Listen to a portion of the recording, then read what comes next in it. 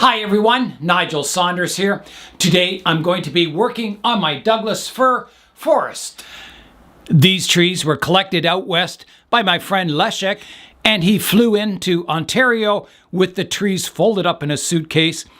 I planted them right away, and that was back in 2018. So ever since then, I've just been trying to get the strength back in the trees, and it's been a slow struggle. I don't know if they're ideally suited for this Ontario environment, but I keep working on them. Last year was the first year I did some initial pruning on it, and this year I'm going to do a little bit more. With this planting, I imagine myself walking through the forests of British Columbia and all the Douglas firs growing tall and mighty.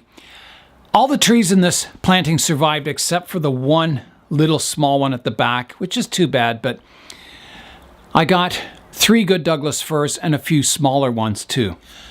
The weather outside is quite a bit warmer today. It's hovering right around the freezing mark, and inside the greenhouse here it's 14 degrees Celsius. I'm going to start today by working on the tree on the left-hand side here, the one with the thickest trunk. I'm going to try and bring it in as compact as I can get it and still have nice green needles on the end of each branch. I'm going to start today by reducing the height of this tree. I have a new shoot coming out the front of the trunk here, so I could cut this entire whorl of branches off of the top of the tree and reduce the height down.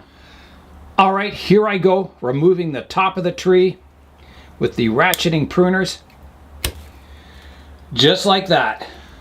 I'm hoping that by removing the top of the tree, that all that energy that's stored in the roots and trunks and branches over the winter will come up and be redistributed amongst these lower branches. So you can see on the trunk here, I've got a few shoots coming off the trunk and these lower branches. So if I get more of those, I can reduce some of these longer branches back and grow new branches from these little buds. So that would be really good. My next step is to reduce the length of the upper branches wherever I can. So this branch, you can see it comes out and it divides into 4 here. So I just want it dividing into 2. So I'm going to do some pruning. So I can definitely take the tip off to reduce the length of the branch. So here I go, like that. That leaves me now with 3 branches. This branch has some sub-branching. It divides into 2, so that's a good one. And so does the one at the back here. It actually has 1, 2, 3 branches on it. This is the straight branch, so I think I want to redirect. I don't want this branch to just keep growing straight, so I'm going to take this middle one out, keeping these ones. And I think that's about as far as I can go. There is some buds in here that will develop this year, but I'm going to leave the branches as they are and hopefully get some back budding that I can reduce them back further in the future. This branch out to the front here, I pruned it off last year, pruned the tip off, and I've got 2 new buds on that wood, which is quite nice. So this one also divides into 1, 2, 3, and if this one lives, 4. So I've got to reduce that back. So I've got to pick my best branches. This one kind of crosses over the trunk of the tree, so I'm going to remove that one. Like that. So that now leaves me with, well, 2 branches with foliage on them, and we'll see what happens to this one. So there is a branch back here that I could possibly reduce this whole branch back and use this branch as the new branch leader. I think that's a little bit risky. It would be nice up in the apex to get everything compact, but I think I'm going to wait. I think I'm going to wait and see what happens in this area. If I get more buds back on this branch, then maybe I can reduce it back rather than using this as the new leader for the branch, because it's a vertical branch. It's not the greatest direction, so we'll see what happens there. There's a branch at the back here. The branch comes out. I have a living branch to the left here, another little one to the left, one to the right, one to the left, one to the right, and a central one. So I can definitely reduce this branch back. And I'm thinking I'm thinking right back to here. So here I go. Again, leaving a stub for dieback. There is a bud right here. I wonder if I should try and keep that bud alive. I think I will. I'll prune up here instead. So here I go, taking the branch tip off, just like that. A branch like this, it's quite healthy. It is possible, you know, I could cut it back and get budding back further in here. I don't know if I should do it this year or maybe next year. I can't be pruning it too much until the tree gets really established and really growing well. Yeah, I don't want to take any chances, you know.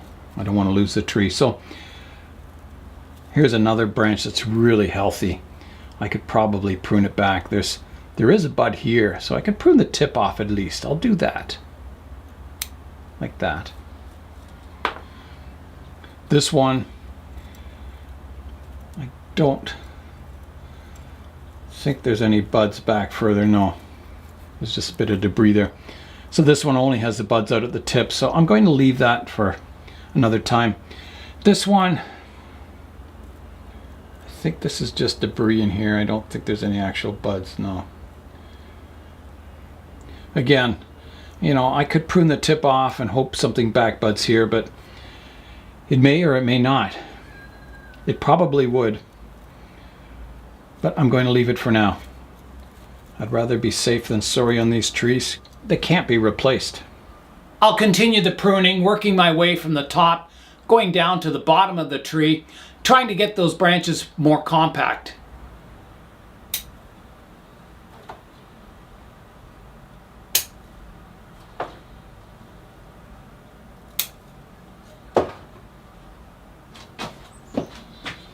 Always tough decisions.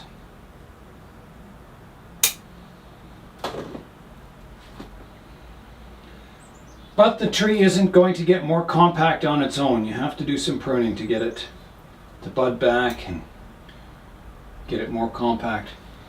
Here's a look at the main tree pruned up. It doesn't look much different, but I do have a good pile of branches down here that came off the tree. Here's a look at all the branches I removed on the tree today. I'm going to begin pruning up the other two trees now. Again, getting them as compact as I can get them. So here's a branch here. It comes out. There's lots of buds back here. That's good. So I don't want to take too much vigor out of the branch because I want to develop those buds, but I can remove some of the tips where it divides from 1 to 3. I think I'll keep this one. That gets out a little more compact. I could even take that whole tip off here, like that. Up top I've got a branch here.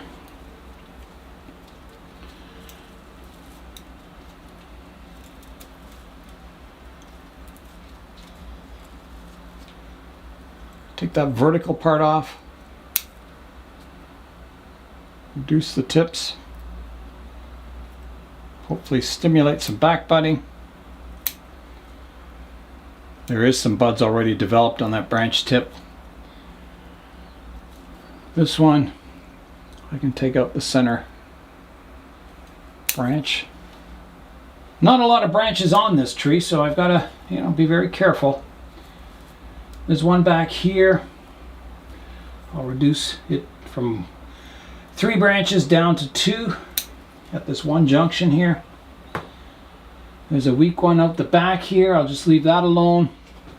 And that's about it. There's only, you know, 1, 2, 3, 4, 5, 6, 7 living branches on that tree.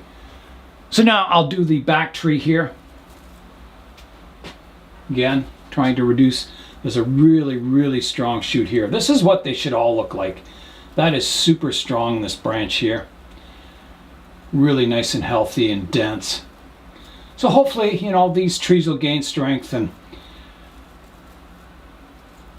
have lots to work with in the future. So I've got to reduce this one back. I got to get some of this vigor evenly distributed amongst the tree here, the other branches. I'll take the top off here, like that. Some good strong side shoots. I'm going to take the middle one out here. Not a lot of pruning, but just some.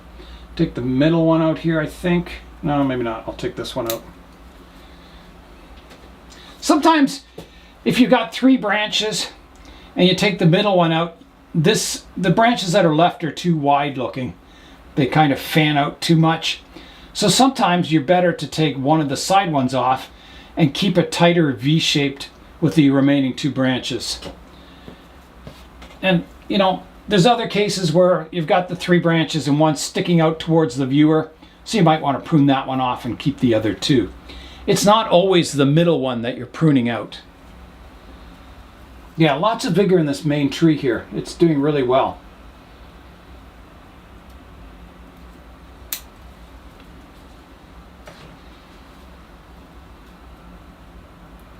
And that is the one that I'm hoping will become Big Lonely Doug someday. I'll replant it straight up and down.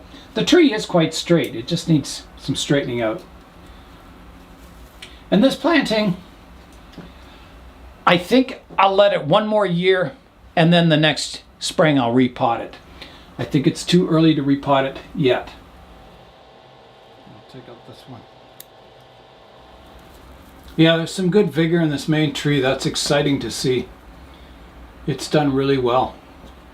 It's really gaining strength. These branches, because they are so vigorous, I'm pruning the tips off them. There's no back buds in here, but I think it's so strong that it'll back bud in this area anyway. Good strong apex there. Now I could reduce that stump back at the apex here, so I think I will.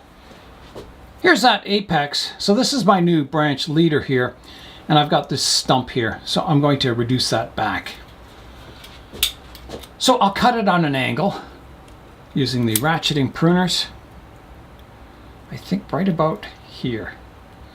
So here I go.